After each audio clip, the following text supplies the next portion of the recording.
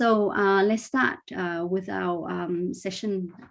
So let me introduce you to the first speaker, Associate Professor Deborah Eastwood. Associate Professor Deborah Eastwood is a consultant pediatric orthopedic surgeon at the Great Ormond Street Hospital for Children and the Royal National Orthopedic Hospital, where she's a department lead and head of research. Also an associate professor at University College London. She is the vice president-elect of the British Orthopaedic Association and the past president of the European Pediatric Orthopedic Society, and a member of the Council of Management for the Bone and Joint Publishing House. So needless to say, she's highly successful and influential. Associate Professor, thank you, and we welcome your talk.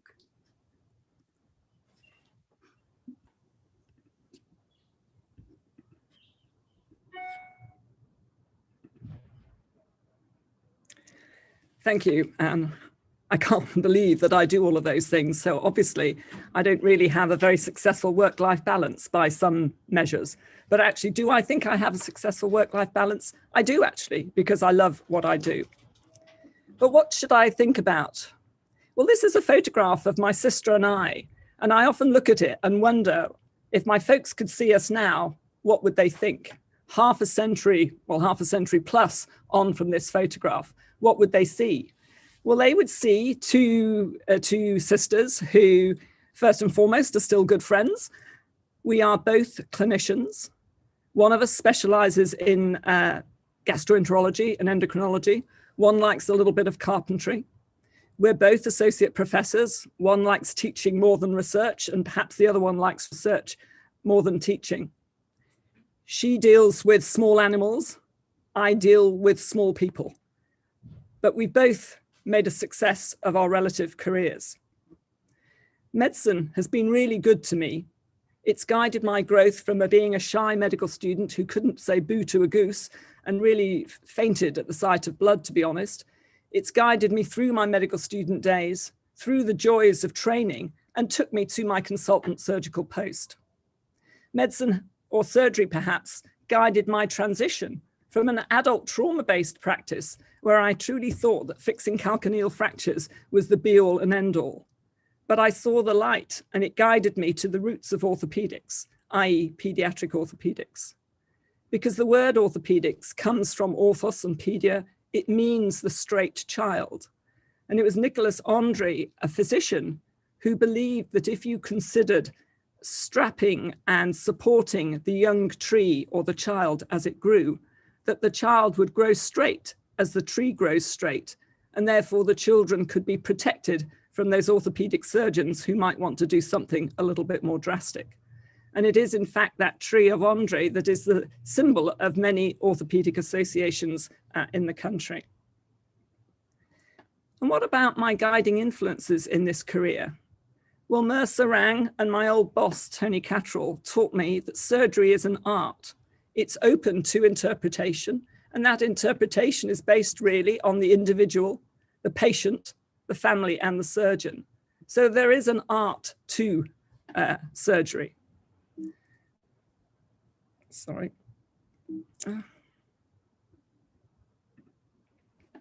But Jim Wright, who I met along the way, also taught me that surgery is a science, that there is evidence, and that it should guide us, but perhaps not totally control us. So we need to know what works for us in our practice and for our patients before deciding what we should be using. And why is orthopedics the career for me? Well, Deepa's going to tell you what the pros and cons are, but for me, it's the absolute perfect mix of judgment, communication, and surgical skills, mixed with continuity of care and knowing what to do, when and why, in order to get the right results in the right patient at the right time.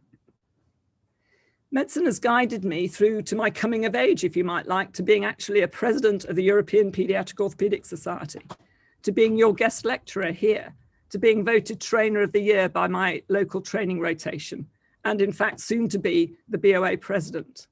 If my parents could see me now, they would be totally dumbfounded.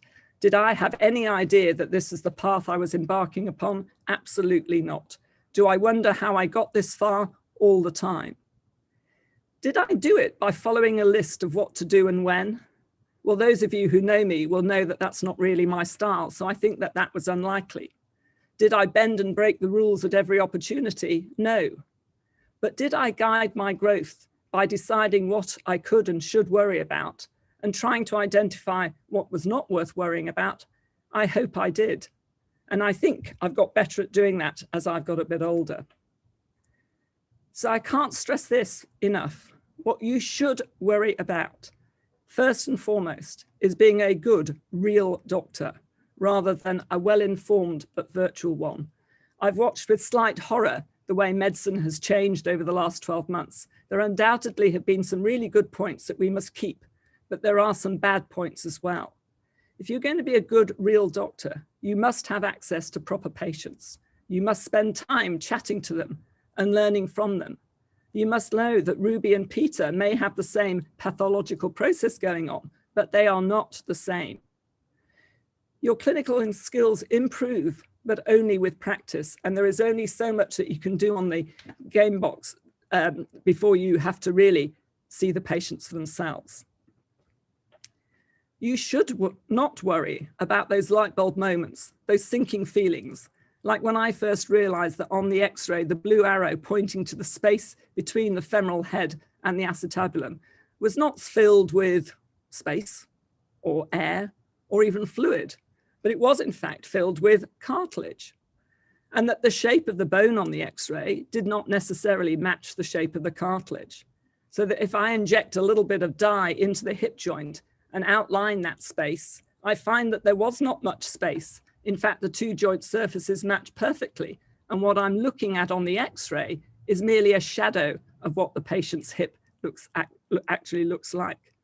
So there's light bulb moments, those sinking feelings, everyone has them. And sadly, I still seem to be having them on a not infrequent basis.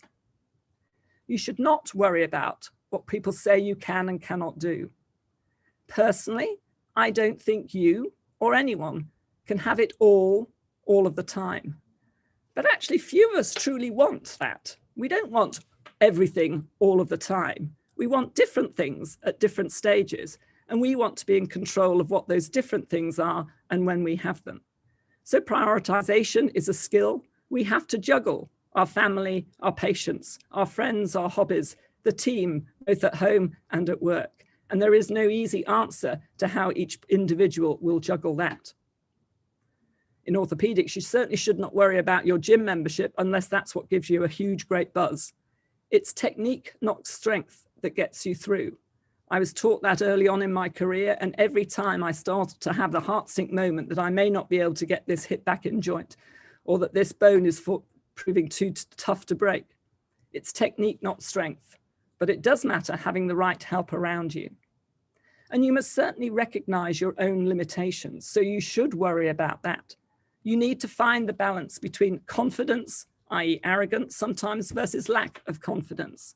And that balance will constantly change depending on how you're feeling, how the case is going, how your interaction with your team or your patients is going.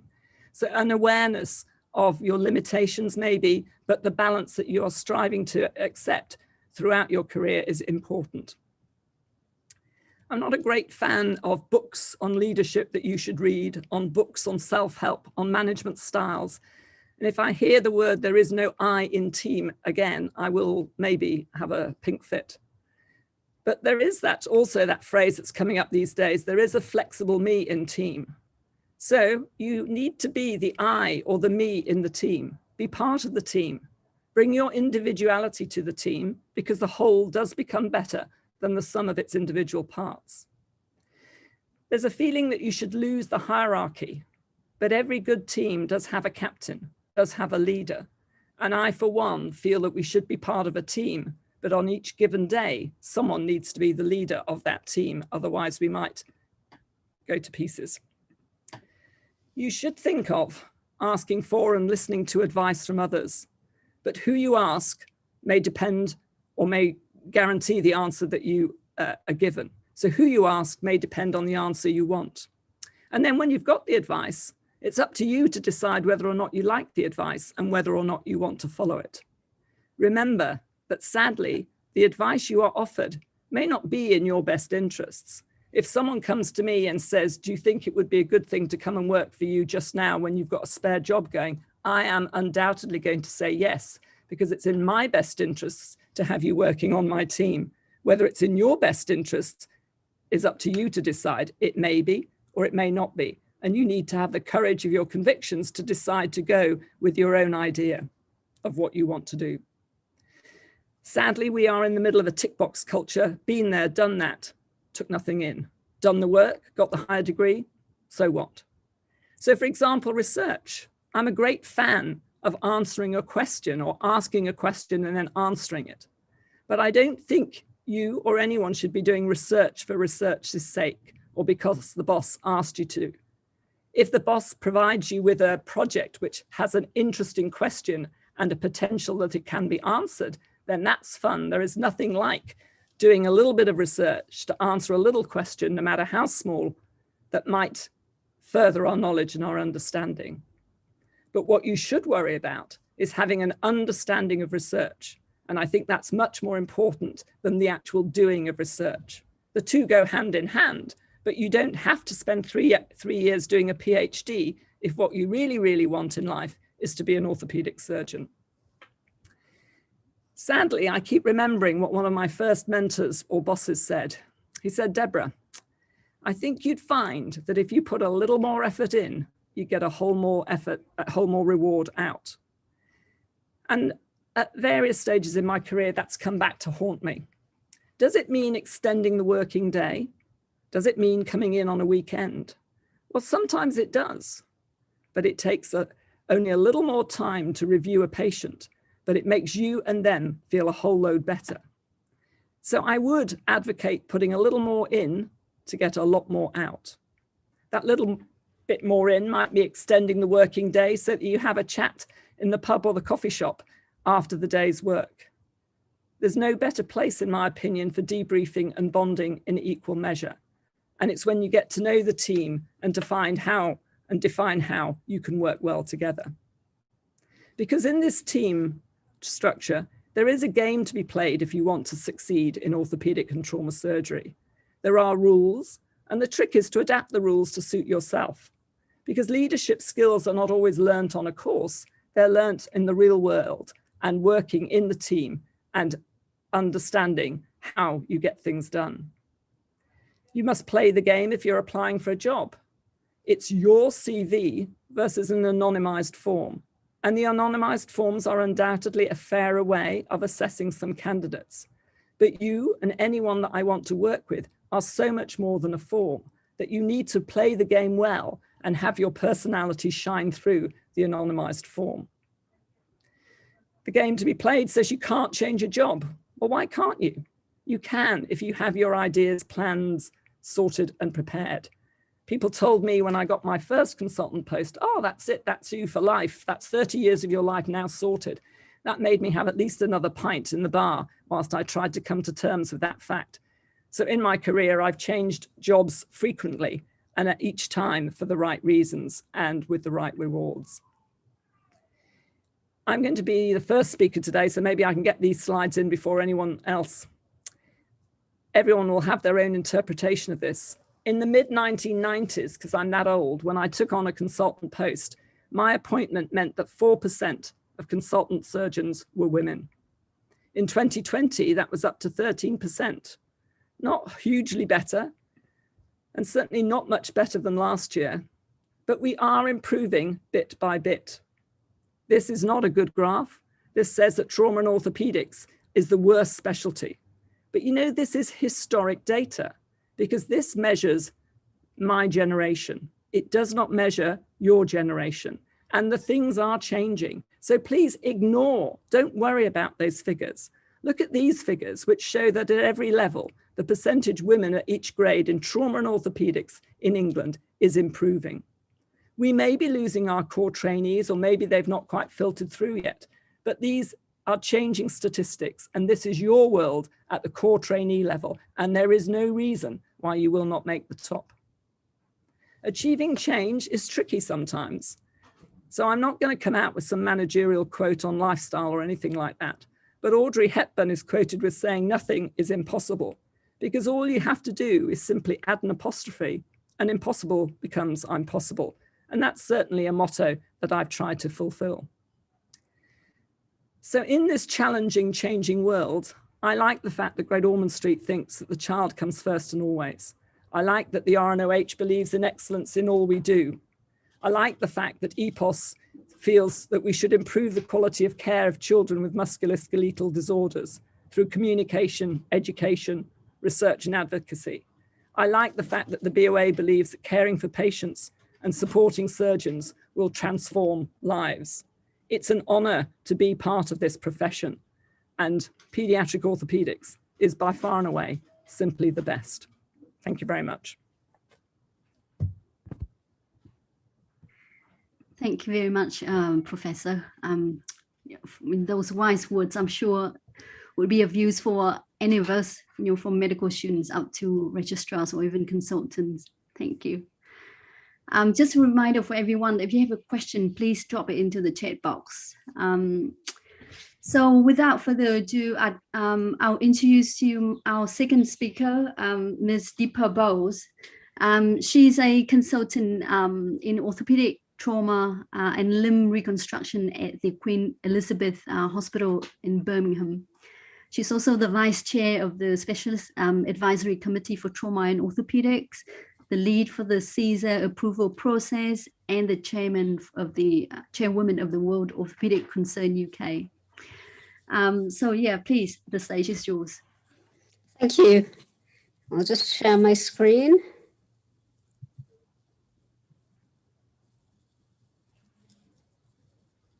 Okay, so hopefully you can all see my screen. Yep. Okay, fantastic. Thank you. So, I mean, this rather grandiose title, please don't be misled by it. But I was put on the spot to think of a title, and this is really all that I could come up with. So please don't be misled by the title. But I just wanted to share with you a couple of things that I wanted to know when I was a medical student or a young trainee. So we'll start with, what is a typical orthopedic surgeon? And we know that even now, there is a certain perception about what an orthopedic surgeon is or what an orthopedic surgeon looks like. But actually, we know that this is no longer true. And if you look at this slide, every single person in this slide is an orthopedic surgeon. They're either consultants or trainees. And you can see that they come from so many differing backgrounds, different genders, different colors and creeds. And so actually there is no typical orthopedic surgeon. So that is a myth that you must put out of your mind straight away.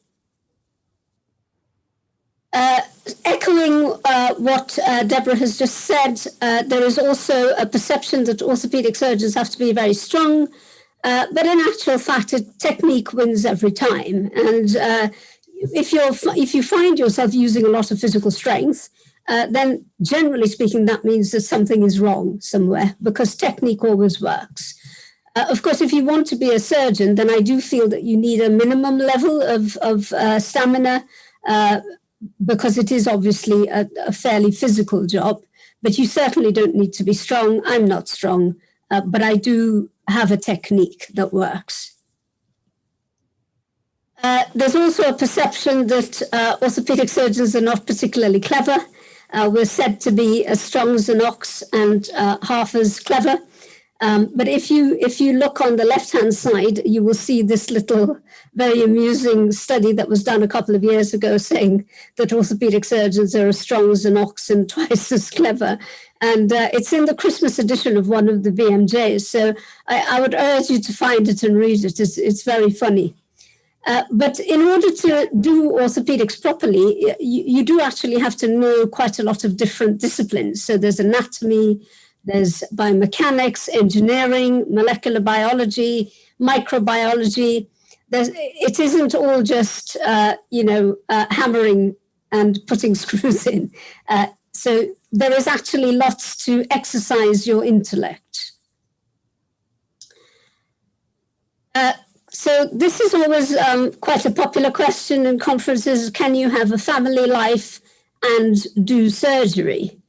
And actually, yes, most of the domestic burden still falls to women, but actually there are so many orthopedic surgeons now who very successfully combine having a family life with being an orthopedic surgeon.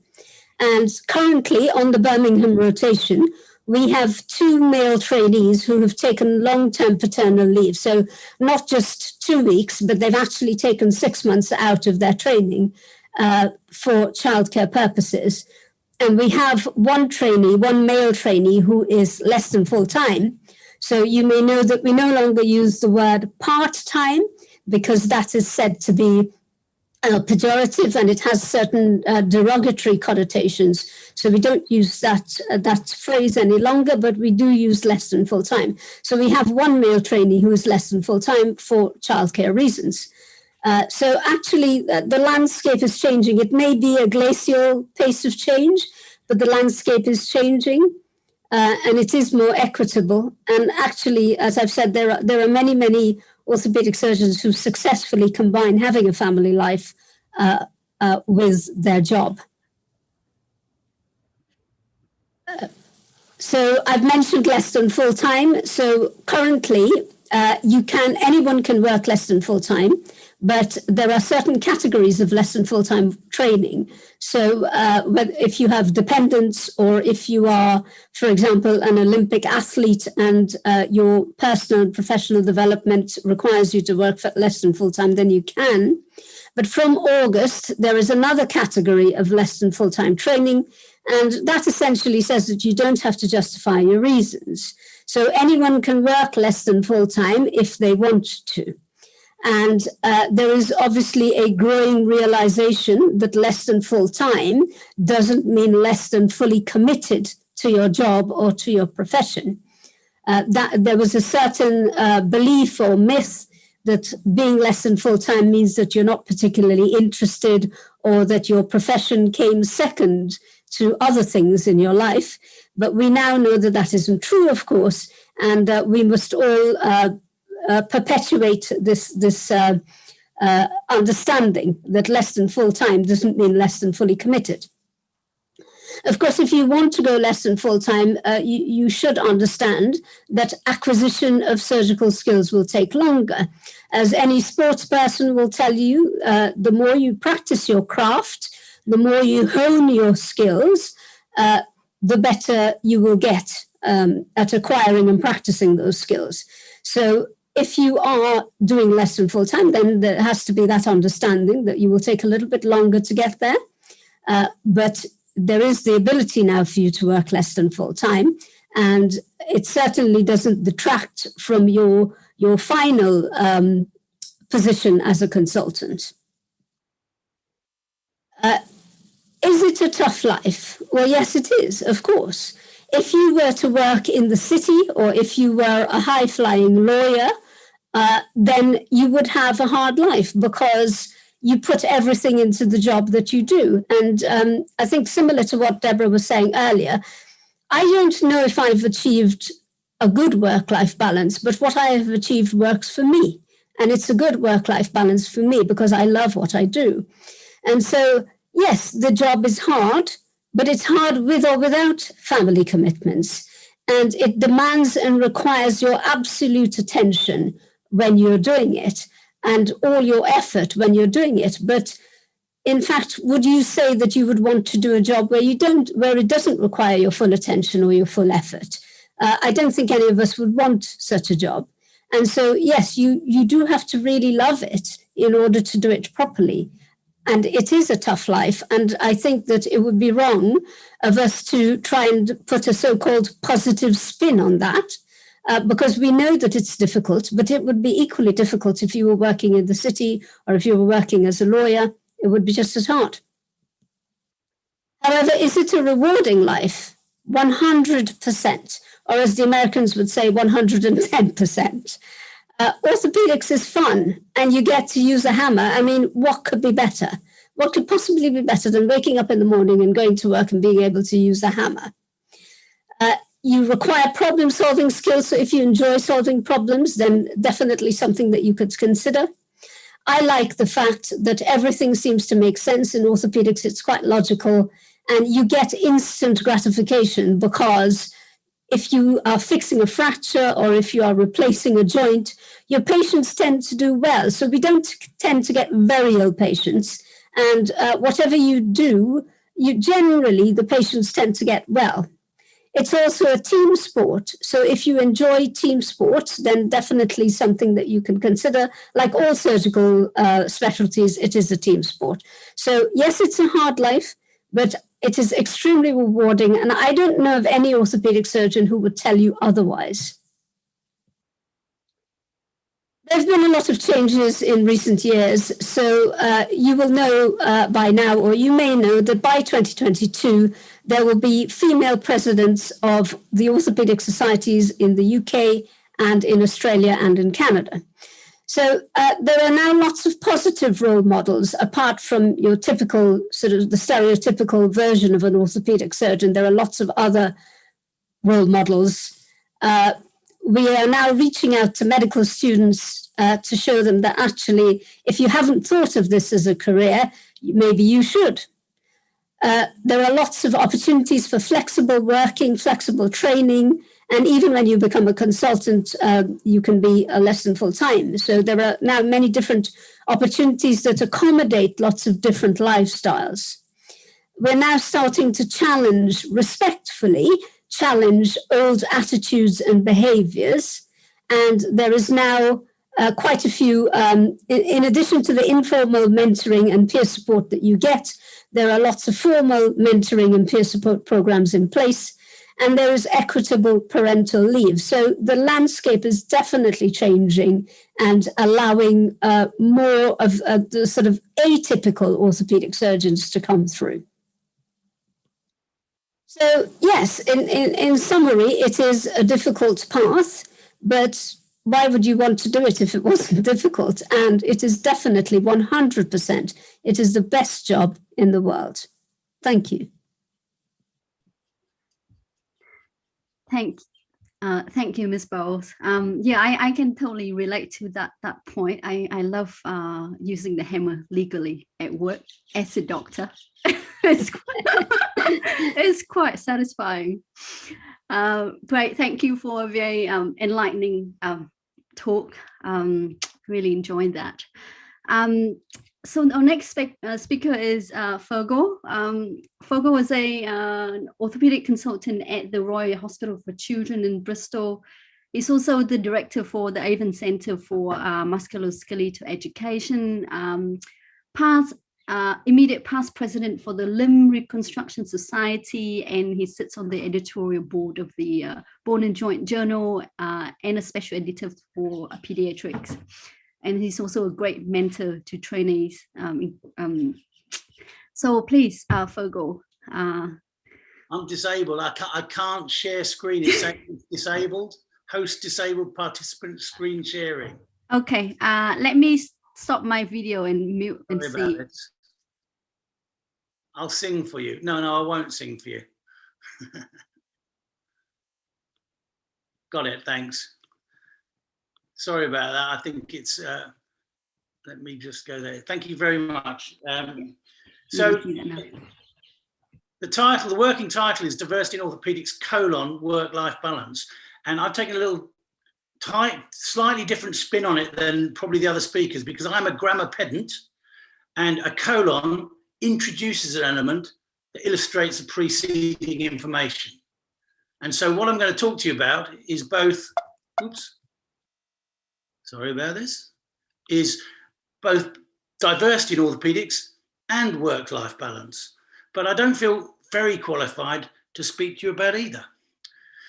So the title, again, we were told or asked or invited to give a title some time ago. And I think as with Deepa, I just threw this title out. But actually, I think it's probably the title I want to speak to. The hiding in plain sight refers to someone who's from a very modest background with very modest intellectual and technical skills, who still has been able to negotiate through this system. My disclosures, really, I'm just the privileged old white bloke. And it's always very difficult following Deborah. It takes Deborah a week to get through the first page of her CV, but this is who I am.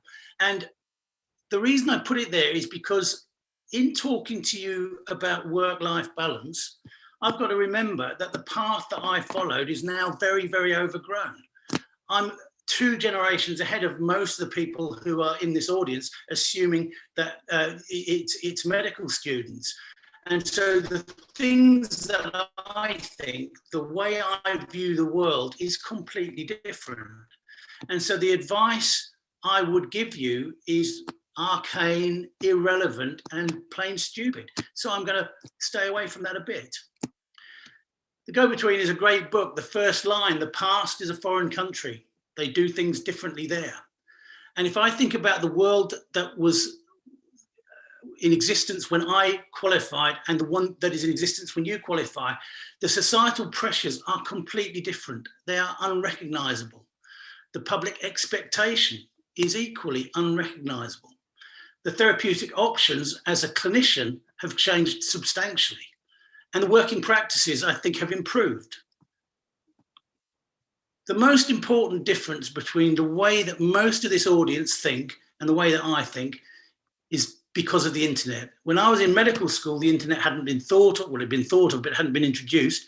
And so the whole idea of instant access to information was a fantasy. The way that you communicate is completely different to the way I communicate. It's not better or worse. Well, in fact, it's probably considerably better, but it's one that you understand in a blink and one that takes me some time to get hold of. And so I'm a different person to you. I hope I'm not better or worse, but just different. Whoever I am and however I differ from you, the one crime that I must not commit is of complacency, particularly from where I sit on a professional basis. And it would be a crime to think that things are equitable, or that we're all fair and open-minded, and that everything's going in the right direction. And it's not as bad as all that, is it? Because if we do that, we will make no progress. And I think, building on some of the points that Deborah and Deepa have made, I think we are at a time of progress, but we must not be complacent about it. If we look at the diversity issue in terms of gender bias, you know these slides, they're thrown around all over the place, but if you just look at percentage male to female applicants over the 2003 to 2008, broadly speaking, slightly more female than male applicants, acceptances into medical school. And so something happens between medical school day one and choosing a specialist career. You've seen this slide before. 7% of trauma and orthopedic surgeons are female. So something has happened to the 60-40 to make it 93-7. If you look at the BOE Council today, this is the governing body of the British Orthopaedic Association, 95% are over 50 and 89% are male. And so, not surprisingly, the stereotype is of an elderly white male. But I put it to you that people are working very hard to try and change this, not just the stereotype, but the actual process that governs orthopedics in this country. Now, the BOA has got a very sophisticated action plan to try and address this very point. And if you just look at point 2, is to strengthen diversity within leadership. Now, if you look at the overall membership at each grade, and this takes some of the time differences out. If you look at consultants, which is 20 plus years ago, it's 7%. If you look at post-CCT, it's about 15%. If you look at trainees, about 22% are female. But that's nowhere near even a generous 50-50 split. It's probably more 60-40 female-male. But we are improving. Now, I do not want to be complacent, but I do want to illustrate that there is some progress being made on this very point. If you look at the BOA Council, as of now, as of 2022, 26% of the council will be female, based on the most recent elections. The other thing that we're trying very hard to do is to increase awareness of orthopedics as a career, and webinars like this are an absolute privilege to be able to take part in. But that is the front page of the prospectus from Bristol Medical School. And what I wonder is what happens to the people who walk into medical school who are 60-40 or 50-50 or thereabouts, female, male, and the people who choose orthopedics as a career. So something is putting you off. And I question, is it the likes of me? Is it either the reality or the stereotype that is doing damage to people's career aspirations and choices? And if you look up on Tinternet, essential leadership qualities, you'll get the following sort of list. You need integrity, you need learning agility, you need communication skills. I think they're base requirements for anyone who's doing a professional job, irrespective of where, how, and with what. But other skills which we haven't in the past taken care of or valued sufficiently are self-awareness. And so if I look at myself and the students who I am asked to encourage, I've got to remember that my worldview may not be the same as theirs. They're different. I stress different, not better, not worse. Cultural references are different. Motivators are different. Sense of humor is different, and sense of justice is different. The last two, I think, are things I really need to take care of, because one of the things I notice that puts people off in a hurry is when we are inappropriate, because things we think are amusing or appropriate just aren't anymore. And I think about the way I looked at my parents' generation, and I was appalled at some of the things that were said, some very casual remarks which were just unacceptable then, and the world has improved, and we have to be very careful that we don't miss that. Other essential leadership qualities are of respect and of empathy. And again, I need to be absolutely aware that the background, the obstacles, and the opportunities facing people of 18 to 24 years old currently are different to those that I had to negotiate, that the pressures are different, and that the aspirations are different. But I think what unites us all is we all go into it for the same reason. We all want to treat and make patients better. And it's just the circumstances in which we have to apply ourselves to have changed. I like this slide. Edmund Burke was a philosopher in the 1700s, and he said, nobody make a greater mistake than he who did nothing because he could only do a little. Well, I have to correct him there, because it's gender neutral. Anyone who does nothing because they can only do a little is missing a trick.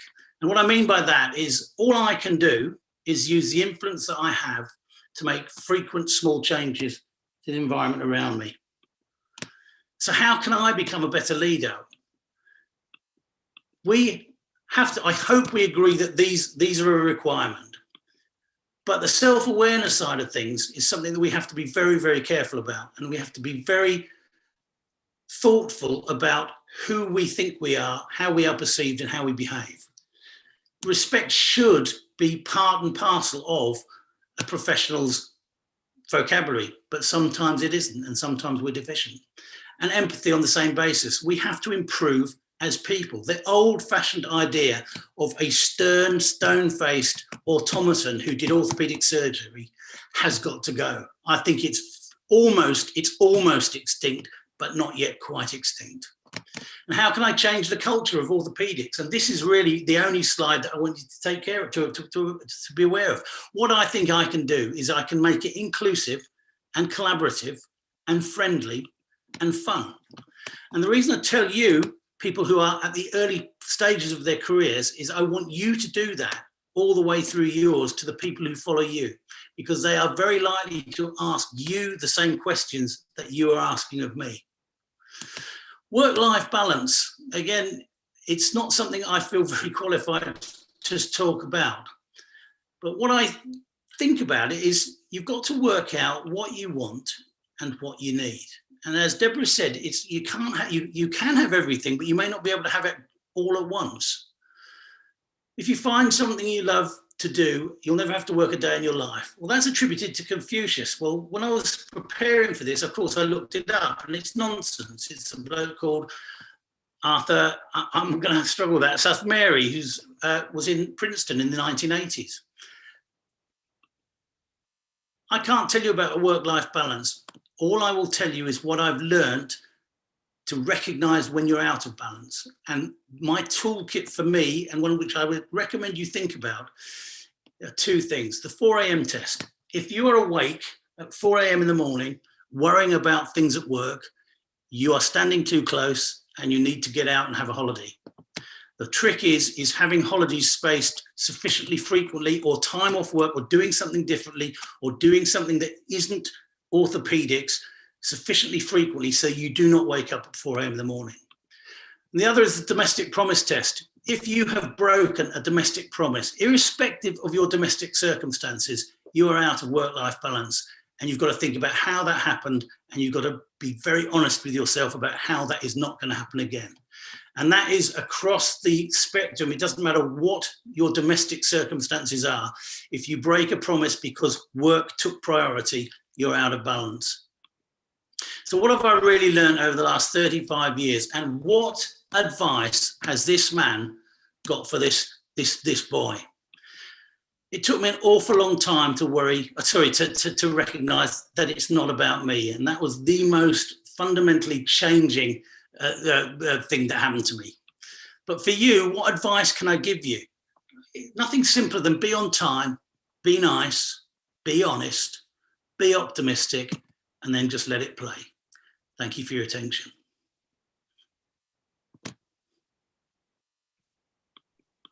Thank you very much, Fergal. I think I'm doing well on your 4 a.m. test. I have to run late for the train. Great. Thank you so much. Full of advice that are practical and definitely very wise. So just a reminder for everyone else, if you have questions, please put it in the chat box so we can keep tab on them. All right, so our next speaker is Mrs. Samantha Downey.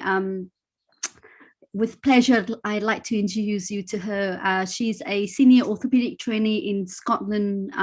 She's also actively involved in research, and she's the chief investigator for multiple studies, including currently the GOAST study, G-O-A-S-T. It stands for Studying the Effect of Gender on Operative Autonomy in Surgical Training. She's undertaking a PhD and has published a lot in the BMJ, the Lancet, and the BJJ. Also a past chair of the East of Scotland Research and Ethics Committee, and an editor for the UK exam. So please, Samantha, the stage is yours. Thanks very much. Can you hear me all right? I'll just start sharing. Yeah, we can hear you great. Wonderful. Yeah, and can see your slides as well. Perfect, thanks. Good evening, everyone. I'd really like to thank the organisers for inviting me to talk at this really excellent meeting amongst some really illustrious company. I'll try and match up if I can. My name's Sam Downey. I'm an ST6 orthopaedic trainee in Dundee in Scotland, which is here. I'm going to be talking about equality of training, including a little bit about taking time out of training and the GOAST study, which Anne has already mentioned. My talk is largely targeted trainees considering orthopaedics as a specialty, so forgive me if it's a little bit below some of your levels. So I want to cover a few things that you might be wondering about orthopaedic specialty training in the UK. So once you get that elusive training number, what can you then expect from your 6 years of orthopaedic training, or 8 if you're in Scotland? Will you be treated fairly? Will your training be equal regardless of your background or gender? We hope so. What can you take time out for, and how does your training balance with everything else that's going on with your life? I'm going to start with just a very brief background about my own training history. I did medical school and foundation training in Edinburgh, and then went to Dundee in 2014 in Scotland for my orthopaedic trainee. I did my MRCS exam in the middle of ST1, and I started a PhD part-time during my sort of early orthopaedic training. I took a year out for this full-time after ST5. I then had a few months out for this little guy, and then returned to ST6 in November 2020. I've currently got around 2 years left in my training, and will do my FRCS exit exams next year. So let's first talk about time out of training. You can take time out of programme for many reasons, commonly to gain additional clinical experience or undertake research. Many people choose to have a family during their specialty training, and it's worth noting that UK trainees can share up to 50 weeks of shared leave between couples, which might help you in planning to complete training and have a family. When there are up and downsides to when you take time out of training. For surgical training, obviously gaining your technical skills is a key consideration, and if you take time out early, you may delay gaining these skills. However, if you go late, you may become rusty. How long you take out of programme has a bearing on this too, but I've known trainees to make a success out of both options, so I'd suggest that you do what's right for you. Training in Scotland is, sorry, I'm just going to minimise this, is specialty from the beginning. So I had the benefit of ST1 and ST2 in pure orthopaedics. This meant that I was relatively senior when I went out of programme after ST5 for my research. Taking only 12 months to pursue PhD research has meant a lot of part-time work during surgical training, which I'm sure you're all getting as the essence of any sort of surgical training, is giving up a lot of your free time to meet the goals that you want to meet. But hopefully it meant that my operative skills weren't as rusty when I came back as if I had taken 3 years out for my PhD. Next, what can you expect from your orthopaedic training? So this study published last year in JAMA Surgery suggested that in general surgery, females have logged fewer cases by the end of their training. And this, these numbers to the left just show the females are in red, males are in blue. This equates to 82% of the cases that a male trainee has, which sounds like a massive difference. However, it is worth noting that this didn't include cases where the trainer was scrubbed in, and it might be that female trainees have similar numbers of cases, but are more likely to have their trainer present in theatre rather than sitting in their office. Unfortunately, this paper can't answer whether that is the case. We want to know if these results are the same in the UK orthopaedic training. And we also wanted to go a little further and look in detail at some of the differences between male and female trainees in terms of operating. So we started the GHOST study, which stands for Effective Gender and Operative Autonomy in Surgical. First, we did a pilot of all the trainees in our deanery. We found that looking at cases where the consultant isn't present in theatre, as in the previous study, there is a little difference between male and female trainees around ST6. This tends to balance out by the end of training, however. When you include supervised cases, there is no difference between the genders. Finally, look at what you can expect from your training, at least in our deanery. This graph shows the percentage of operating by trainee grade from ST1 to ST8. By ST3, you're the operative surgeon on almost 2/3 of all cases you're involved in. This peaks at over 85% from ST6 onwards. Really fantastic numbers, a real reflection of the quality of training in our deanery, and hopefully what we'll see in the rest of the training deaneries across the UK.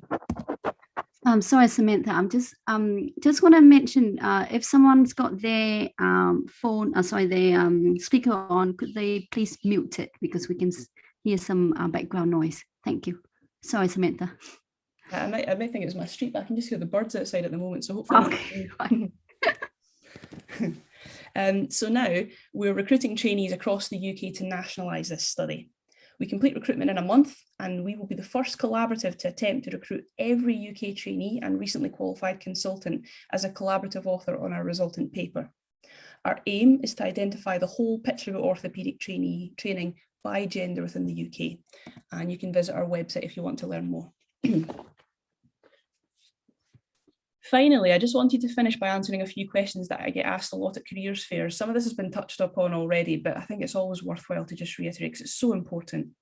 Orthopaedics is a physical specialty with long and arduous training, as we all know and have heard, and people are often concerned at whether at the end of their training they'll be able to do the job or not. So, do you need to be tall or physically strong for orthopaedics? The answer from all of our previous very illustrious speakers has been a resounding no. What you need is good technique and occasionally power tools. If someone tells you that women can only do hand or foot and ankle surgery because it's less physically challenging, they're talking rubbish. End of story. However, as some of our local trainees have shown, weightlifting doesn't hurt. You do need to be relatively dexterous for surgery for obvious reasons. However, I know surgeons who've had all sorts of surgery on their hands, including tendon transfers, joint fusions, and removal of carpal bones for arthritis. They are all excellent surgeons. Can you become a surgeon if you're disabled? I've been asked this by several people, and my answer has always been the same. Whether you can operate with a disability is obviously a very individual consideration. However, like all of medicine, orthopaedics is a wide variety of specialties, all of which require different levels of physical ability. Whatever additional help you may need, there is an orthopaedic job for you. Finally, the only thing that you definitely need is drive and love for surgery.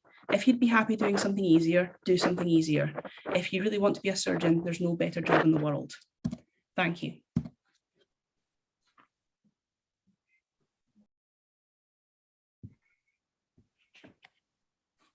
Great, thank you, Samantha. Yeah, I can vouch for that last statement. You don't need to be tall. I'm 5'1" and I can still do the hips. So, okay, so our last but not least speaker is Ms. Apoorva Kajuria. She is a core trainee year 2, currently in the Midlands. And this year, 2021, she is ranked #1 in the country in her ST3 national selection. So a very excellent result. So she will talk to us about how she's achieved her success. Right, Apoorva, welcome. Hi, Anne. Thank you so much for inviting me to speak. Lovely to be here. Anne, do you mind sharing my slides? That's okay?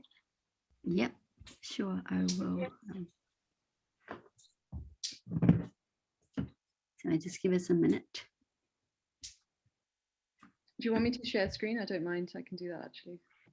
Yeah, try if you can. Sorry, I've just got your slides somewhere. I just have to have a look. But yeah, if you can give it a go, I'll try at the same time.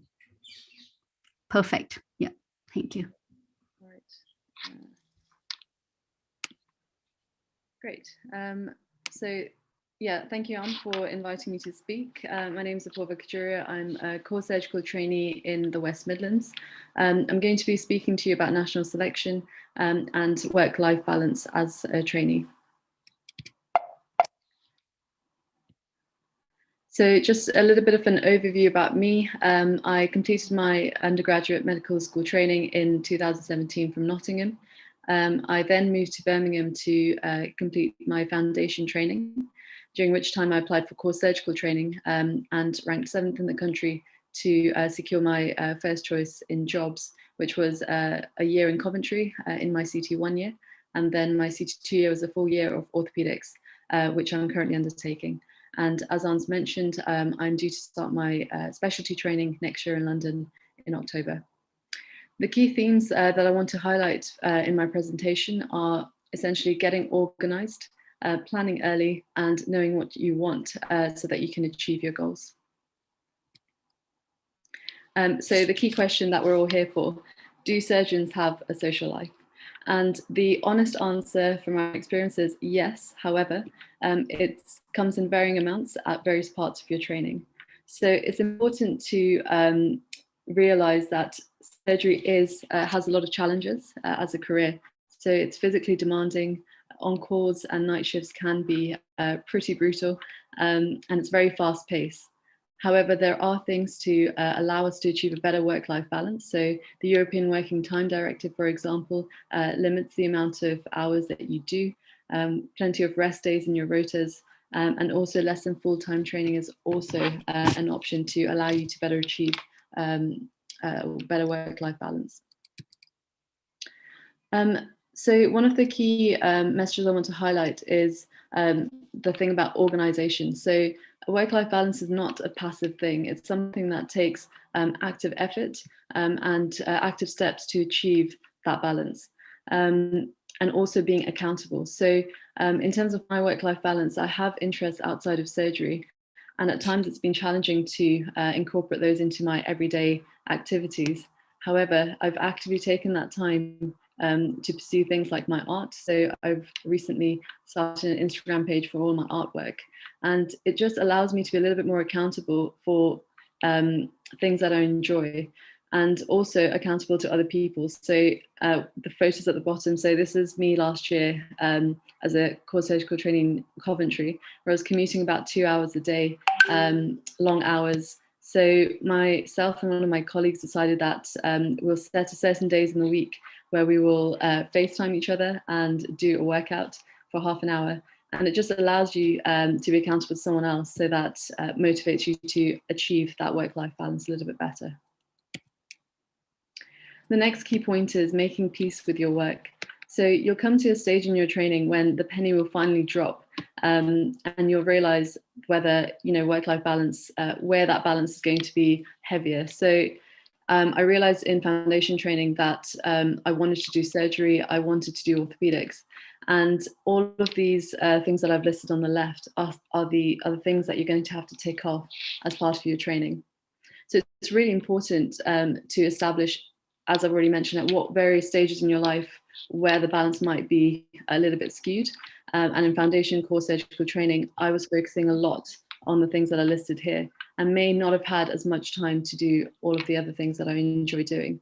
But making peace with your work means that you're essentially still having sort of the same level of enjoyment and getting pleasure out of the work that you're doing by spending time with the right people. So I've had the pleasure of working with a really positive and encouraging group of people at work, which has kept me going. And that photo is from the Lake District, where I was taking 1 week of annual leave to prepare for my MRCS exam, and I went to the Lake District. So I had plans to obviously revise and prepare myself, but in an environment which is a little bit more relaxing, and it allowed me to better strike that balance. And finally, having boundaries. I think this has already been mentioned. So it's really important to leave work at work, and give your family and your friends 100% when you're with them. So, when you're at home spending time with your parents, give them that time that they deserve. Give them the time that they deserve, and make time for the things that you enjoy. That photo is it's my day off, not my problem. So that's not to say that it should be unhelpful to your colleagues and etc. But when you're away from work, appreciate that time away, and sort of rebalance your energy, get back into the zone, so that when you're at work, you're giving it your all. Okay, sorry about this. So just an overview of training. So I think a lot of people here are likely to be undergraduate or in the foundation training group. So I'll focus a little bit on this, and happy to take questions at the end regarding applications as well. So in terms of F1 years, so I've taken this from the curriculum, which says that you should have supervised responsibility for patient care and consolidate these skills. So your priority in F1 is trying to figure out how to just do the job of being a doctor. A lot of people may feel like this guy here, who's in his scrubs, knows he wants to do surgery, wants to get into theatre, but he's on the wards, doing his F1 sort of duties. Unfortunately, that's a rite of passage. And there are things that you will learn in F1 and F2 that will allow you to be a better doctor and a better surgeon. So it's not all at a loss. In F2, there's increased responsibility of patient care. I definitely found this stepping up from F1 to F2 that I was being given a lot more responsibility, assessing acutely unwell patients. And that's something that actually is really useful to prepare you for a core surgical training post, because at that point, again, you're given that extra sort of decision-making responsibilities from your consultants. I've also mentioned my jobs, F1 and F2 jobs, just at the bottom there, because I think it's really important to note that even if you don't have many surgical specialties in foundation year, you can still do really well in terms of getting the jobs that you want at core surgery and in terms of specialty training. So it's all about being organized and knowing what things you need in terms of your portfolio, which I'll come on to next. So start thinking about your portfolio early. The things to do, I've listed some of them here, and actually the themes are just recurrent. So all of these themes are relevant for core training and then also for specialty training. So get organized early and start ticking all of these things off so that you're well prepared when it comes to that crunch time. A lot of people try and do all of the sort of portfolio prep and things in the last couple of months before they apply. And realistically, that's not enough time. So you need to be working throughout F1 and F2 so that when it comes to that crunch moment, all you're really doing is preparing for your interview. And that will allow you to stand apart from the rest of your peers to rank highly. Portfolio wise, so obviously show commitment to surgery, keep a folder of your certificates from early on. So at medical school, you may have done relevant things. So from that time, foundation training, just have the physical, a physical folder for all your certificates, and they can be organized into a nice shiny portfolio at a later stage. Core training, as I've mentioned, the themes are the same. So once you've started, just tie up the loose ends during the latter half of CT1, and CT2 really should just be about organizing the portfolio and interview prep. So you can see in that red box, it's a bit of a long process over several months, and you'll feel that your CT2 year is, if you choose to apply to surgical training, specialty training straight away, your whole year will be geared towards this. But it's definitely a good feeling at the end of it once you've achieved what you set out. This is for core surgical training, and a similar guidance exists for specialty training as well for all surgical specialties. So get a hold of that early and start preparing so that you're not rushing at the last minute. So I think that's my 10 minutes. I won't be able to stay for the Q&A, unfortunately, as I've got a night shift this evening, but I'm happy to connect with you guys over social media. If you have any further questions, then happy to discuss. Thank you, Anne. Thank you, Apurva. Yeah, I can probably take some of your advice for my AICP prep. Great. Thank you, all the speakers. So now we're actually well on time. So we have about 45 to 55 minutes to interact with the audience. So if you have any questions, please raise hand. But unfortunately, the camera won't be. Your camera won't be allowed on. I'm sorry, it's just a setting. But please, if you have a questions, raise your hand and unmute yourself and ask away.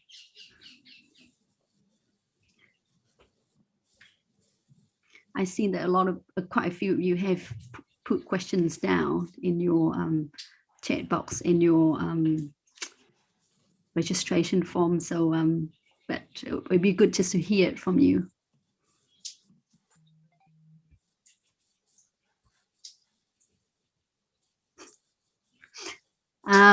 Okay, let's see. Sonia, so you have a question about less than full-time training. Do you wanna talk to us about it?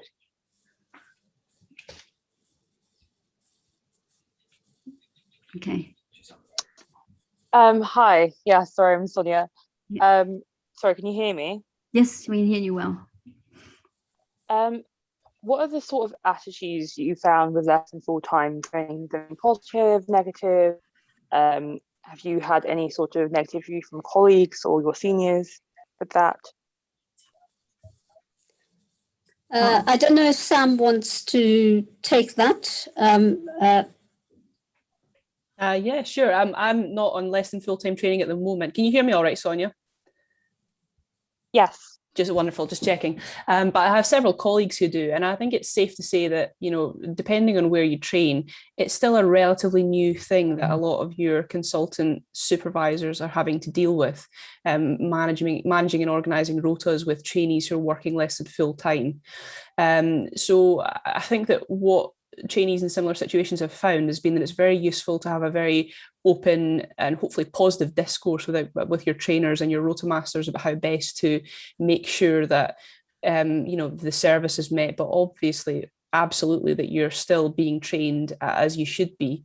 The feedback from people is very much that people, for example, perhaps work on what is formally 80% full-time training, but actually come in for all of the boss's theatre lists and all of the boss's clinics and actually lose out on the sort of low down sort of admin time.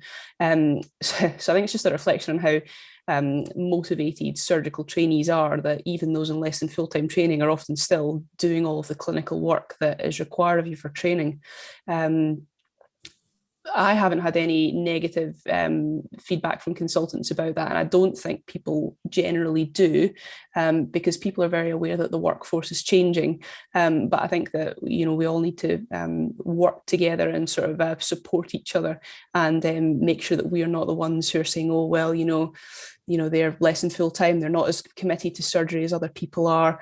You know, if you're not in that situation, you need to make sure that you're supporting people who are. That's what my take is on it. Yeah, I would agree entirely. As a former TPD, I have had experience of some negative comments from people about less than full-time training. As I mentioned before, we don't use the phrase part-time anymore because it's seen as pejorative. So we say less than full-time. But the reality, I think, is that we probably don't manage it as well as we should.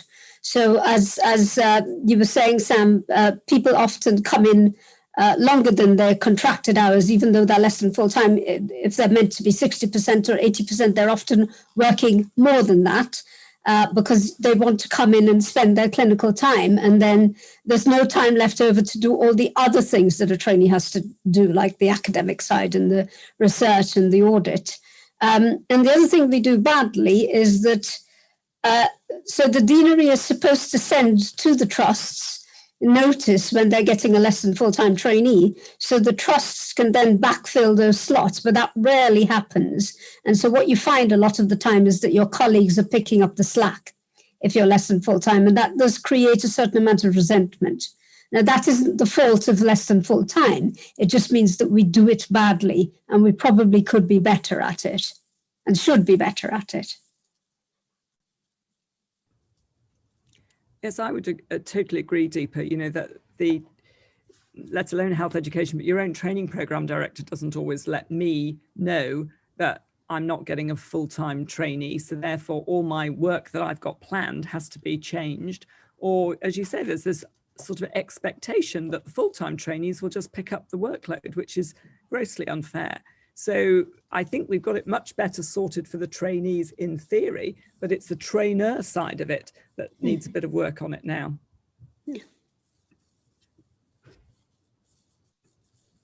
Yeah. Anyone else want to ask a question?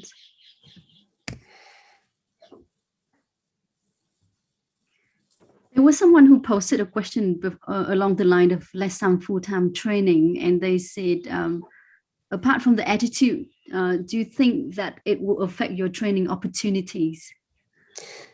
So I think, I think Nikhil was trying to ask a question. He posted it on the Q&A and he briefly appeared on the screen. So I wonder if he's...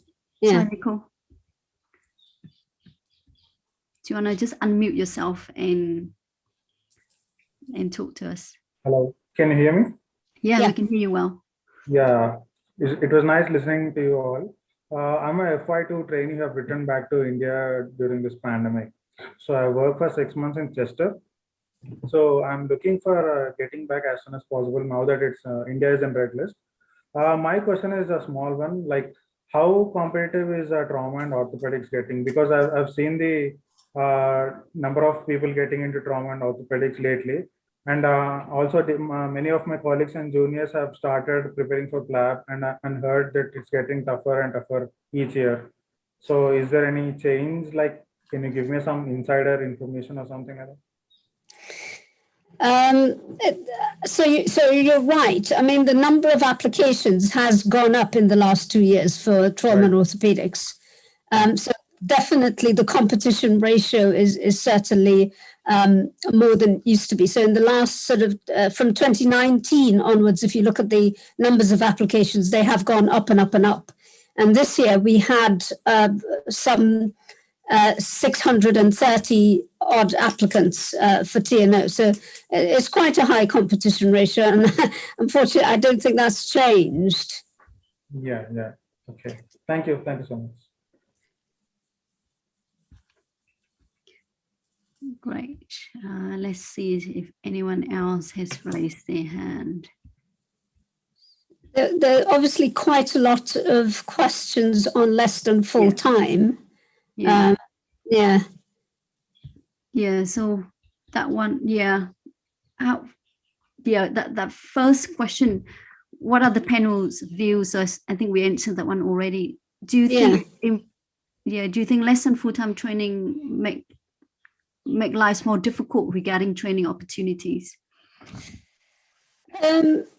I don't think it's more difficult, but as I said, because we probably handle the practical side of less than full-time training very badly, what it means is that a lot of less than full-time trainees end up having to work out their own weekly rota or their own weekly schedule because of that. And so most trainees will focus on being with their boss when they're operating or when they're in clinics.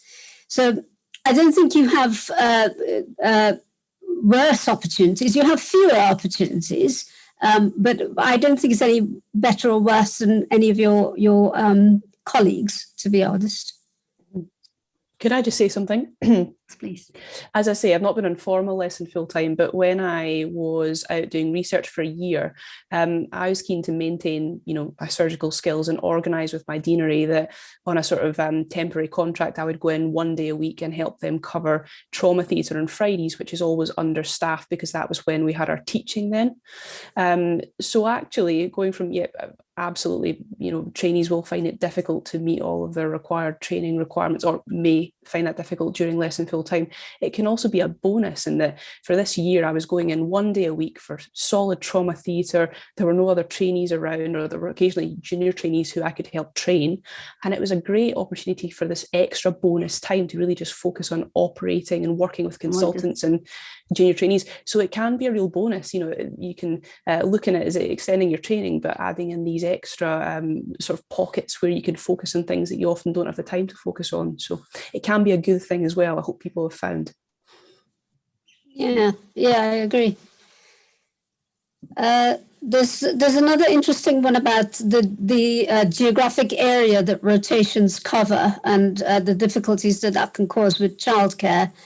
And I think that's a really, really interesting question. So some rotations are obviously spread wider than others. And I think possibly the Scottish rotations are quite far flung, aren't they? Or they tend to be. And so that can sometimes cause difficulties because you're leaving early, you return late, and then it's mentioned here as well what happens if your list's overrun. So, yeah, I mean, your childcare does have to be bulletproof for those days when you're in theatre or clinics, because you can't predict these things. You can't predict an overrun. You can't predict when something will take longer than it's meant to be. And that's true for all of us, not just for those of us who have children, but it's true for all of us. You may have committed yourself to something after work, and you may have to cancel at short notice. But yes, if you have children, that is tricky. And so you do have to have bulletproof childcare arrangements in place.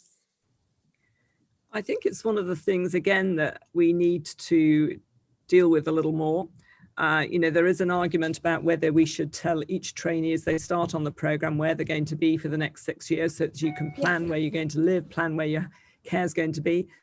But then again, other people might think, well, halfway through my training, I've changed my emphasis, and I want to do this program.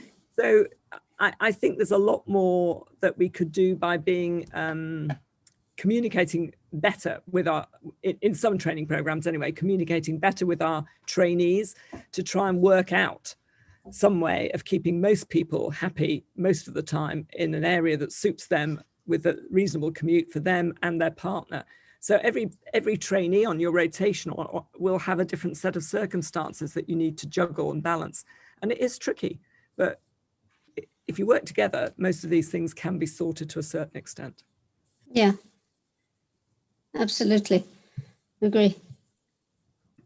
I'm just looking at the open questions if anyone else. There was a good question about burnout. I think someone asked, this is via the registration questionnaire, how do you manage burnout from work whilst also managing the stresses of family life?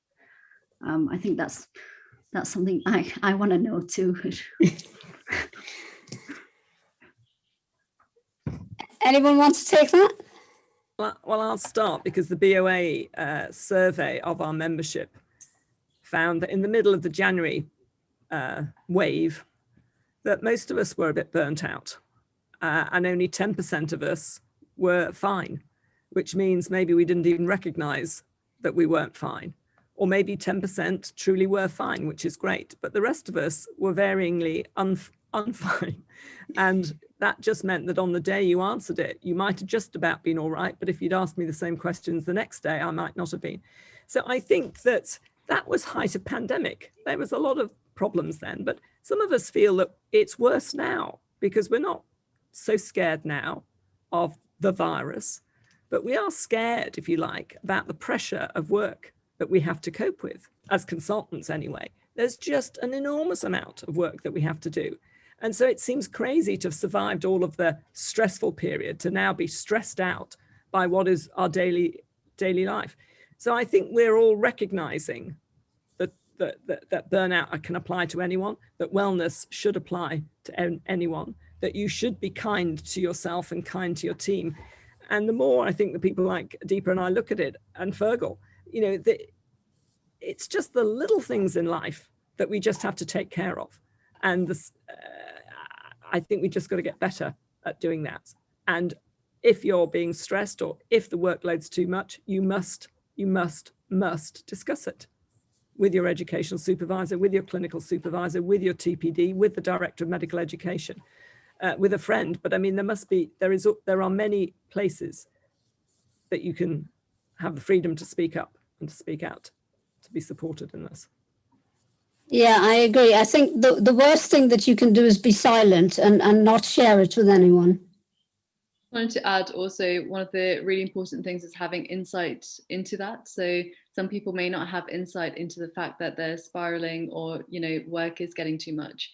And if you don't recognize that, and people who know you quite well may be able to sort of highlight that to you. So take it on board, not as a criticism, as people looking out for you, and then take active steps to try and address that.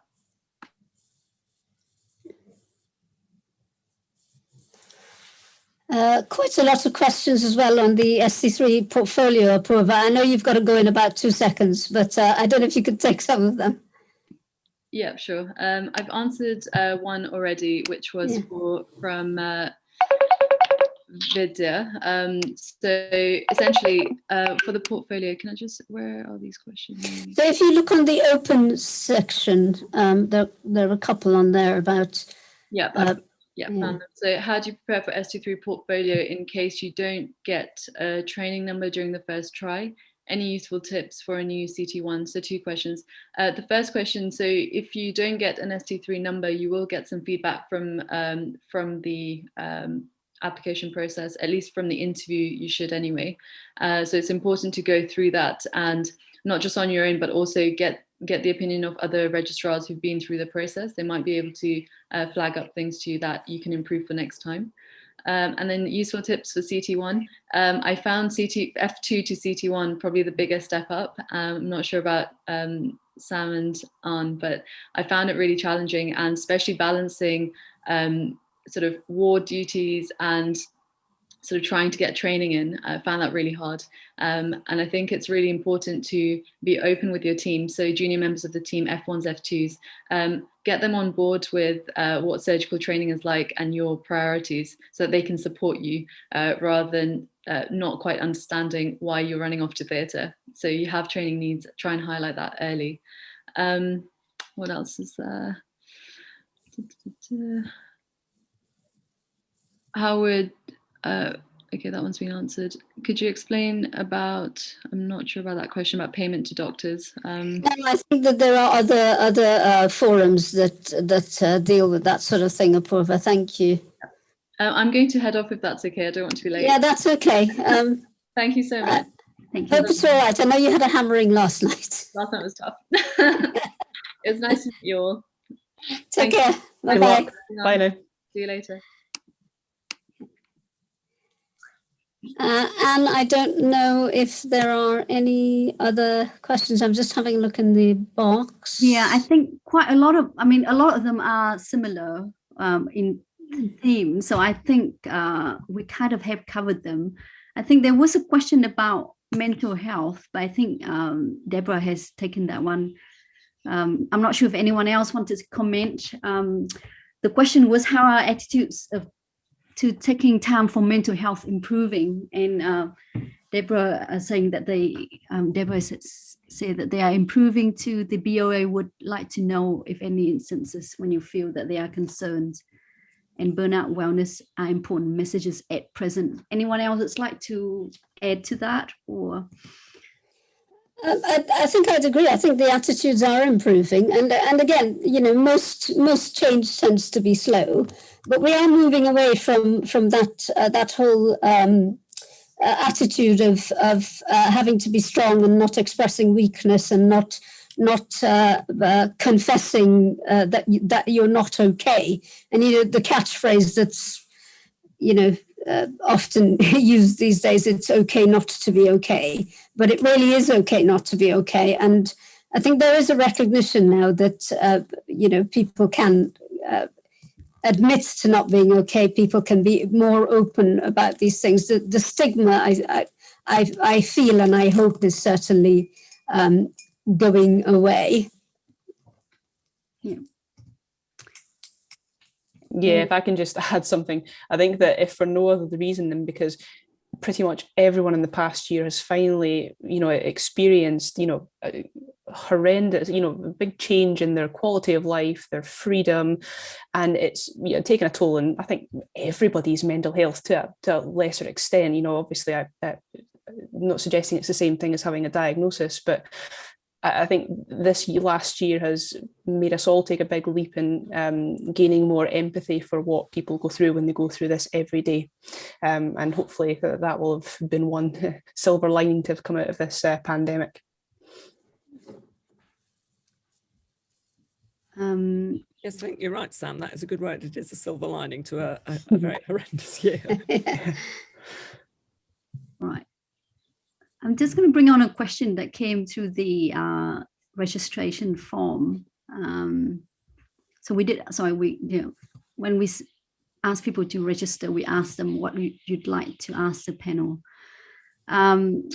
Two says quite similar. What would you consider the hardest challenge in orthopedic as a woman, and how to handle sexist and unhelpful comments?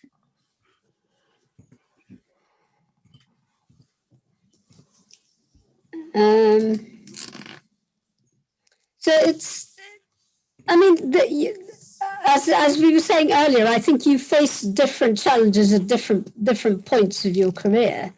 And sometimes it's a physical thing, and sometimes it's, a work-life balance thing, or, different parts of your career, you face different challenges. So for me, if you asked me, and you were telling us how tall you were, I'm 4'11". So when I started, glad to hear that there's someone but when I started in orthopedics, I had to learn to work around a lot of things.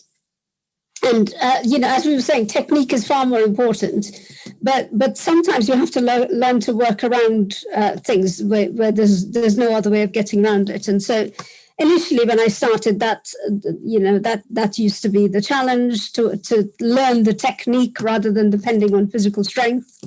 And then, at other times, there are other challenges of how to achieve your work-life balance, how to do the academic part of your curriculum, which I must admit I've always struggled with.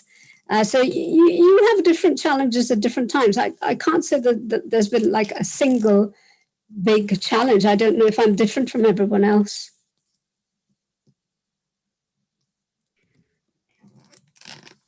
I think if you look for things, if you look for problems, you find problems. That's not to say that problems aren't there. And I'm like Fergal was saying, we can't sweep them under the carpet and pretend they're not there. But neither do I think we should go looking for huge problems. I think there are things that are unacceptable. The sexist comments and the slightly crude jokes, it's just people of bad taste, rather than usually being deliberately horrible to you. But they are hurtful. Lots of things are hurtful. As Fergal said, sense of humours change it over time. What we think is acceptable then is no longer acceptable. We have to just try and be aware of the consequences of our action. And if we're upset, we should tell someone we're upset. It's a brave person who can tell the person who told the joke that it was a really silly, crass joke. But this, the idea that if there's a third person there, that they support you and say, you know, actually, I don't think that was a very funny thing to say. I don't think it was an appropriate thing to say. So I think we have to encourage each of us to stand up for each other. If we're not brave enough to stand up for ourselves, we ought to stand up for each other. And I think that's what I think is one of the biggest challenges, because it's sometimes hard to do, but like everything in life, once you start, it becomes much easier, really. Once you've challenged behavior the first time, it becomes much easier the second time. Yeah. I completely agree with you, Deborah. Sometimes the hardest thing to do is to actually call it, but if you don't, you can't really have any right to reply. You have to call it where you see it. It's easy for me, being, you know, a senior person. I can call it, and I hope I do call it. And I think that's one of the things I was trying to get over is in my, I hate the term generation, but it's useful. It's a responsibility to try and get rid of it. It's not just sexist comments, it's casual comment, casual racism, comment, casual homophobic comments, casual sexist comments. The whole thing has got to go. It's not good enough. You know, if we have really changed, then we have to demonstrate it. And it's people like myself where I sit to start doing that. Now, I am as guilty as anyone, and I have been for years, but that doesn't mean I can't try and improve. And where I see it, I try and stop it. But what I see as inappropriate may be different to what someone else sees as inappropriate. So it's got to be multi-sourced. And it's destructive to make a very big deal about things that can be dealt with sensibly. If people aren't listening, that's when you start ramping it up. But sometimes I've noticed pointing things out to people, they're horrified. They think, crikey, did I really say that? I can't believe I said that. And it's actually relatively straightforward. And I think it's soft hands, small changes over a long period of time that will make a big difference. Yeah, I agree. Yeah, if I could just add to that as well. Yeah, thanks very much for those comments. It's really nice to hear. I haven't had a lot of experience of negative comments, so I can't pretend I'm coming from a difficult position. I've been very, very lucky, or in a very, very, you know, privileged position. What I have found that where you do get the occasional deliberately direct comment that simply asks them to repeat themselves will often unmask these people. Is not brave enough to say it twice. So what did you say? I found this to be very, very effective, especially when you're in the lowly trainee position and feel a little bit uncomfortable about challenging people. And what Mr. Monsell mentioned about these sort of casual comments, most of the sexist comments I've had have been from female nurses in theatre, not from your grizzled old male orthopaedic surgeons. I go by Mrs. and I've been asked by nurses in clinic, well, can you call yourself that? I'm pretty sure I can. I've been, struggling to reduce a hip. The boss came round to do it for me when I was still learning the technique, and nurses, oh well, need the extra muscles for that for the next one. So I think, yeah, the only way to challenge this is just, as you say, when you're in the position where you can challenge these things, just call people out, because hopefully they're unaware of how hurtful these sorts of things are. But equally so, it's really inexcusable to be saying these sorts of things in today's society. But that is really, if that's to some extent of my experiences, I can't argue that I've had a difficult time of things. Yeah. Sorry, Anne. Yeah, sorry. I agree with Sam. I mean, some of the comments from nurses, from my experience, they tend to get a little bit better as you get a bit more experience. And once the team know you, once they know that you are capable, they definitely treat you differently. So yeah, I think it gets better. You just the more experience you get. Yeah. Yeah. I agree with what Sam was saying. Perhaps I've just been extraordinarily lucky, or maybe I just didn't go looking for it, but I can't hand on heart say that I have experienced a lot of negativity in my career because I'm a woman. I genuinely can't say that. Great. And I think thankfully, there are quite a lot of us who say the same thing, which doesn't diminish the fact that some people have had a terrible time. But I think it is important to say that those of us on this panel would hope that the people who have the difficult time are in the minority, rather than the majority of us, perhaps, I hope, have not had such a difficult time. Now, maybe, as I said earlier, we are all going around with sort of rose-tinted spectacles on, but maybe not. And so I don't want people to be put off by the fact that they've had one or heard of one episode. Life is not nice, life is not fair, and there is sort of bad behavior everywhere, sadly. And I think some of my male trainees may well have had nasty things said about them as well for different reasons. So I think, sadly, we're not as nice a group of people sometimes as we should be. Great, thank you, everyone. Another question that came in just now, does maternity leave de-skill you? When taking time out of training, did you have the feeling of feeling behind with your surgical skill set? How did you overcome this? Is there a gradual comeback? So shall I kick off to have a relatively recent experience of it? I suppose the first thing to say is that I took very, very little maternity leave, only 3 months out of, actually doing anything. But this was added to the year that I took it for research. There was a reasonable period of time where I was out of theatre. What I found was that a lot of warning comments from my trainers before I went, you have to be prepared, you have to do all that you can because you're going to be rusty when you come back.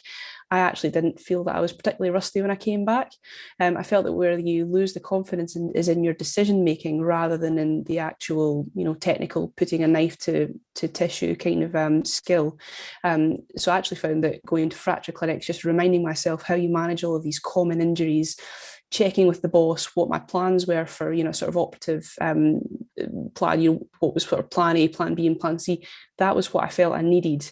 And I actually did a bit of supervision of relatively competent junior trainees who sort of knew what they were doing from a technical skills point of view was quite useful, because when you're sort of standing over watching them, not only doing the operation in your head, but making sure that they're not doing anything unsafe, it's a very good way of just reminding yourself that everything is still there with another pair of eyes to just make sure you're not missing anything. So yeah, I'm not sure if people will disagree, but I don't think you get particularly technically rusty. It's the confidence in your own decision making that you may want to be more aware of when you come back. And I think the BOA's now, the BOA, the Royal College of Surgeons, and the NHS are much better at recognising that if you've had time off for parental leave, if you've had time off for ill health, if you've had time off for research, that you cannot be expected to hit the ground running on day one. So there's a support programme for returning to training. There are keeping in touch days. There are lots of advice now for the training programme directors in sort of putting you back into a job that may be the one you left from, which isn't always easy. But there's a lot of advice out there, and I think that's an area that has radically improved over the last couple of years. But it's there for not just for parental leave, meaning not just for maternity leave. It's there for parental leave, but research, ill health, any reason, and it's open to the male and female trainees in equal measure. Obviously, I can only speak to this in generic terms, but what I've noticed as part of COVID, in doing substantially less clinical medicine, of which operating is a part, that I feel rusty. And so it just highlighted to me that any time out of your regular clinical program makes it I've noticed in myself that I'm not as good as I think I would have been had I continued. So I completely agree with Deborah. It is whatever the reason that you've not been practicing requires some sort of reintegration, and the BOA is obviously very, very proactive in that. But I think it's the obvious one is maternity leave, but there are many other reasons people have to interrupt the regular surgical practice. And I think it should be recognised more so in consultants than in trainees. And that's one thing that I think we would miss a trick if we don't learn from this. Is once the day you become a consultant is the start of a much longer journey to retirement than from where you started. You're a consultant for substantially longer than you are a trainee. And the same anxieties, the same pressures, the same insecurities can go with you. And I think we'd be foolish not to recognise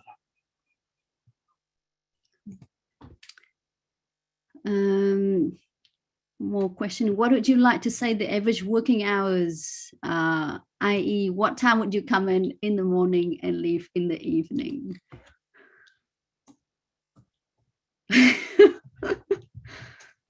So you do need to ask Samantha, because Deepa, Fergal and I are of a different era, and what we choose to work or what we have to work is old-fashioned.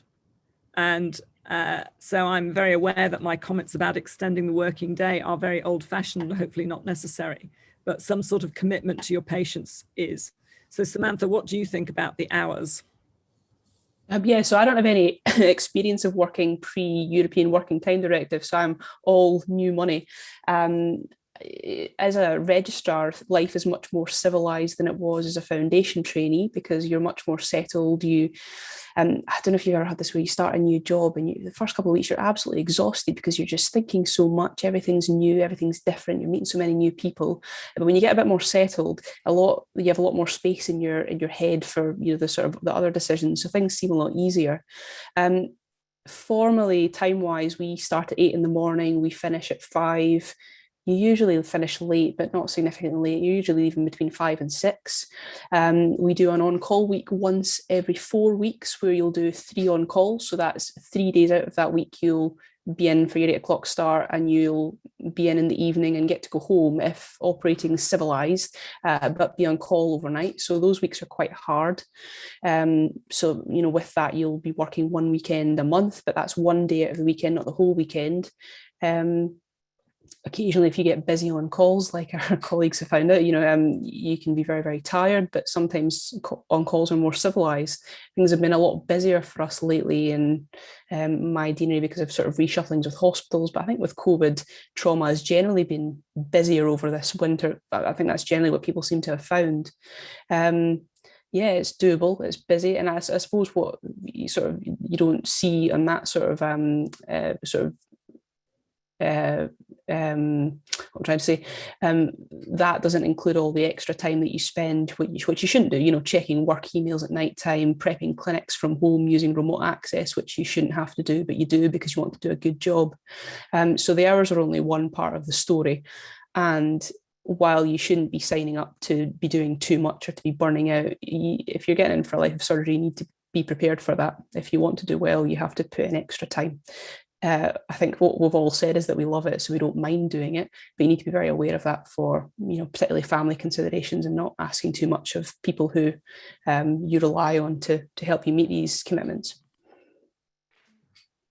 I think that it would be reasonable to expect that for the coming generation that you might be working less than we are. But I think what we're all trying to say is it will never be a 9 to 5 or 8 till 4 or 9 till 6 job, and the unexpected will happen. And I don't want the next cohort of doctors to feel that if something happens to their patient, that it's not their problem. It is, I'm afraid, a little bit your problem. Now, whether you pass it on to someone else, and I ask Sam if she'll bail me out because of this, that, and the other, and Sam would probably say fine, and Fergal, but it's never going to be a job that you can walk away from just because the clock has ticked to a certain hour. And I think that's the one thing that we have to say. Yeah, I would completely agree with that. The way that our generation worked is obviously very different from the way that your generation will work, but the way that the generation before us worked was different again. So every generation changes, but the thing that doesn't change is your commitment to your patients. That doesn't change, and it shouldn't change. And no matter what your contracted hours are, or what the managers tell you how long you should be in the hospital, what doesn't change is the relationship that you have with your patients. And sometimes that means that you stay late. I agree with that. I think that the key for me is to not have an individual responsibility, but have a collective responsibility so you can share it out.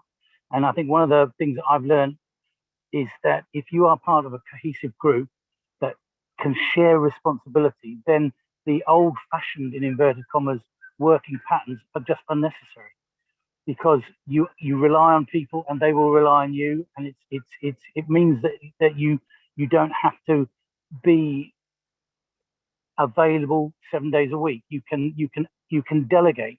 I think I find it difficult because of the way I train, but I know it's wrong, and I know a better way of practicing is that you share the responsibilities so you're fresher more of the time. And it will be noticed, I think I was smiling when we were talking about the olden days, and it wasn't because I thought they were good, it's because I was remembering how bad they were.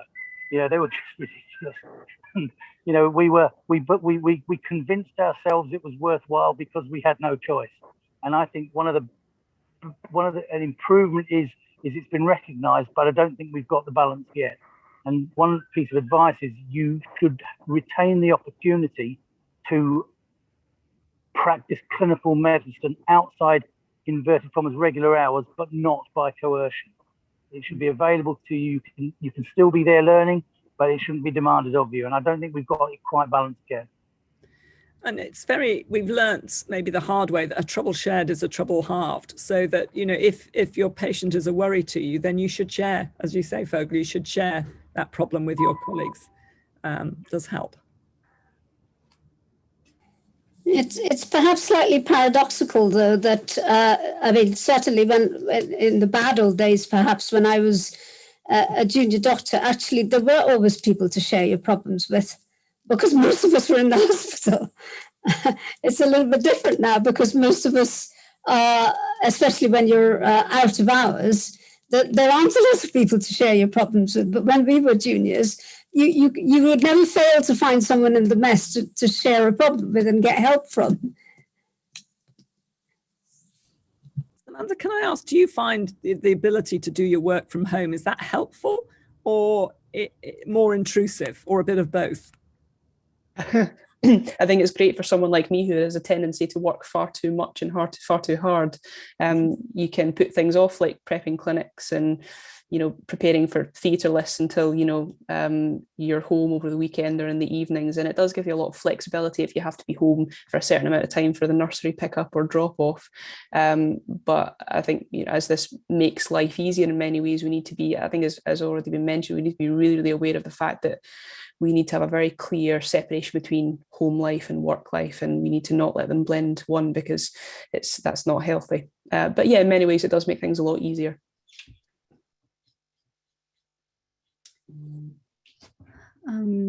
There's a question from I'm a foreign medical graduate. So the question was about, would a career gap be something I need to worry about in terms of entering orthopedic training? Any suggestion for a foreign medical graduate trying to make his way to training in the NHS? Well, I guess I can start answering these questions. So I had a career gap. I had a year taking time off work, and I also didn't train here. I trained in New Zealand. I went to school in New Zealand, did all my training there. So I think the orthopedic training program in New Zealand and Australia is also very competitive. So in many ways, the way I prepared for that training program before I even thought about the UK was similar. So made my CV look good. I did a master's. I published some articles. I did some audits. Had a leadership position overseas with you know, a job agreement to show for it. I had a logbook to show the number of DHS I'd done. So things are actually quite similar. So I think if you look at the application guidelines for the UK candidates, and you just make sure, as someone mentioned before, sometimes it is a tick box exercise. You do all that, sit all the courses that they want. So that way you make the minimum requirement. And in terms of for the interview, I do the ortho interview website. So there are lots of questions that answer, I mean, all the questions that a first year registrar should know. So that is a very useful website. There are lots of courses around. So just be prepared, as Apurva said before. You look at what they need from you, and you prepare early. Yeah.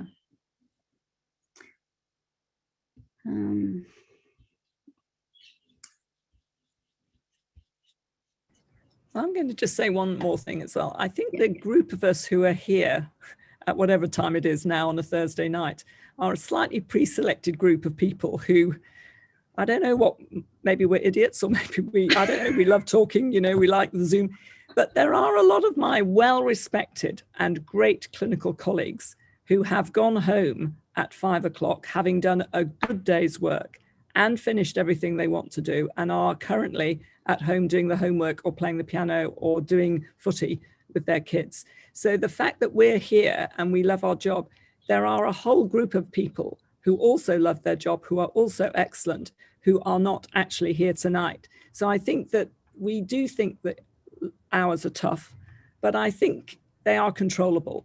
And it's what you want to do with your job and with what you want to do with your hours. So please, if there's medical students there who think that we've got nothing better to do on a Thursday night, we have, but we do like doing these sorts of things. Yeah, we do. We don't do it every week. I think, Deborah, it's part of the responsibility. People did it for us, and we're trying to pass it on. And that's a message for everyone in the audience. It won't be very long, a blink of your eyes, until you're sitting where we're sitting. It looks much, much more daunting from where you're looking than from where we're looking. But what I would ask you is, if I'm going to be here talking to you on a Thursday night, at some point in the future, you have to do that for someone else. And that's all. That's the deal. Well, there are no questions I could see at the moment. And I think the questions that I've got from the registration forms are kind of similar themes. I think we kind of covered them all, except some of them I think are not really for this forum, about pay and things like that. So unless anyone else has got more questions or anyone would like to leave a last comment, I think we probably can finish a few minutes early and you know, have our work-life balance.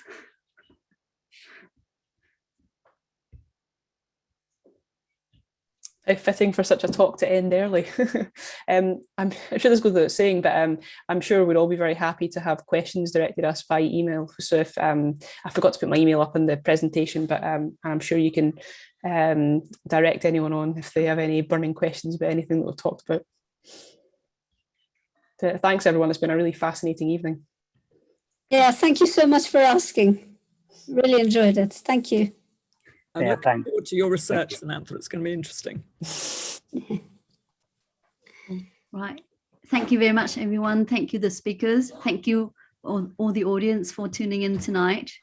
I've enjoyed it a lot. And yeah, look forward to meeting you all in person. Thanks, Anne.